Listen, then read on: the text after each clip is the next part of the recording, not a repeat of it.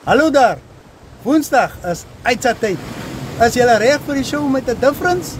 'n Show loaded met lekker mense en twice as nice dinge.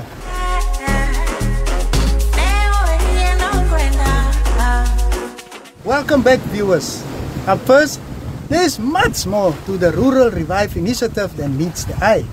In this episode, Piet Bam, the operations manager, tells us about the sponsorship partnership that makes the project tick, and we hear about the life-changing recycling aspect connected to the multi-year base project managed by Rural Revive Trash to Treasure Manager Wilma Garrises. We are lucky, and we are in that privileged situation that this is the second year that Capricorn reached a hand to our community down here.